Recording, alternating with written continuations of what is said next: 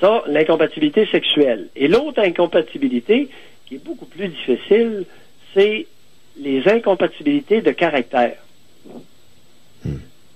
Exemple, un homme propre qui malheureusement découvre que sa conjointe, c'est une grosse salope. Elle est malpropre. C'est pas long feu. Hein?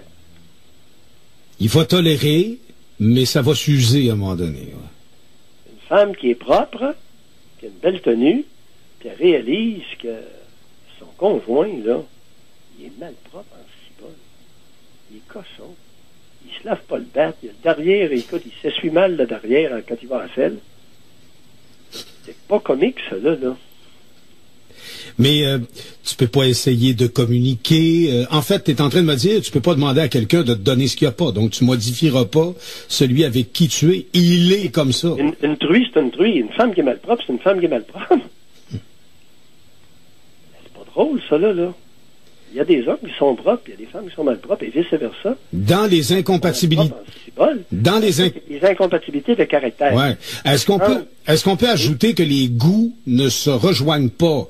J'aime pas les mêmes films, j'aime pas la même nourriture. Ça, c'est pas grave, ça. Puis quand les intérêts puis les goûts, là, ça peut être complémentaire. On peut s'entendre assez facilement. Ou encore Ce qui est vraiment problématique, c'est les incompatibilités de caractère. OK, mais il y a pas là-dedans aussi les fragilités. Tu sais, tu m'as dit quelque chose, ça m'a blessé. Ouais, mais j'ai jamais pensé que j'allais être blessé. Ouais, mais je m'en rappelle. Non, ça peut on peut en parler. Oui, c'est un bel exemple de terrain d'échange.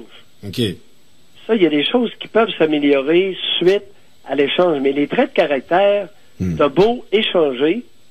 Alors, une personne qui est minutieuse, qui est très propre, très ordonnée, avec un boussi-boula qui est malpropre, qui est salaud, ça pourra pas fonctionner. Comment se fait-il qu'on le voit pas dès le départ? Parce que, comme je te disais tantôt... parce que le malpropre, là, il prend sa douche quand il fréquente quelqu'un. Il se lave le bat, puis il se lave le derrière. Mais ça donne qu'après quelques semaines, quelques mois de vie commune, il se lave plus le bat. C'est-tu clair? Puis il y a du fromage autour du gland, puis la conjointe, ça l'écœure. C'est rien. En plus, il veut se faire sucer. Ah ben! T'es cru. Mais dis-moi pas que je suis cru. Dis-moi que je me trompe, que c'est pas vrai ce que je viens de dire. Dis-moi que c'est faux. Je veux pas le croire. c'est possible, mais tu sais, je veux pas le croire. Ouais.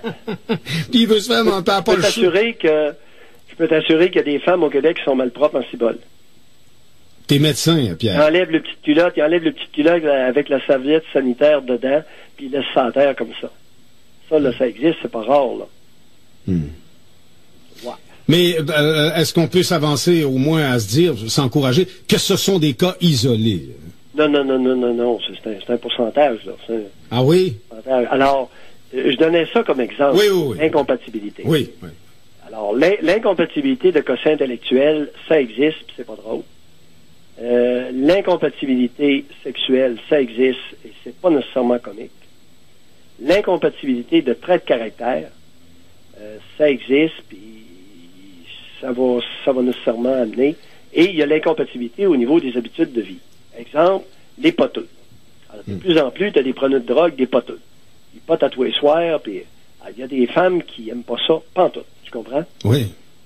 Mais par contre, si c'est deux poteux puis ils potent ensemble, il n'y en a pas de problème. Ils sont compatibles parce qu'ils potent tous les deux puis ils potent ensemble. Ça peut Quand être... les enfants sont couchés puis ils dorment, ils sortent le gros bat puis ils se tirent des puffs. Ça peut être l'alcool aussi, caché au début de... Ça peut être l'alcool aussi, caché au début de la relation, puis à un moment donné, tu sais... Ouais. Exactement. Exactement. Les amphétamines. Il y a un paquet de femmes aux amphétamines. Il y a des gars qui trouvent pas ça drôle. À un moment donné, ils trouvent la poche d'amphétamine et c'est bol. Aïe. Puis arrête ça au sac, hein. C'est comme une poche, là, comme un gros sac. Ça coûte pas tellement cher, mais un paquet de femmes aux amphétamines. Qu'arrive-t-il chez l'individu qui, après une brisure et une rupture, tombe tellement dans une dépression profonde qu'il va jusqu'à s'enlever la vie? Il y a des crises épouvantables de séparation parce que issu probablement d'une dépendance. Donc, il aurait été dépendant. Non, pas issu d'une dépendance. Il y a beaucoup d'êtres humains qui sont démunis. De ressources? Oh, non, démunis sur le plan de l'intériorité, démunis sur le plan de de la vitalité, démunis sur le plan de la sexualité, démunis sur le plan intellectuel, démunis dans leur caractère, dans leur tempérament particulièrement. Vides. Vides, des coquilles vides. Alors, il y a beaucoup d'êtres humains qui sont de grosses coquilles vides. Alors, quand on les laisse tomber, ils se fracassent. Ils se fracassent. C'est pas plein, là. C'est pas un boulet. C'est pas quelque chose de plein. Quelque chose de vide.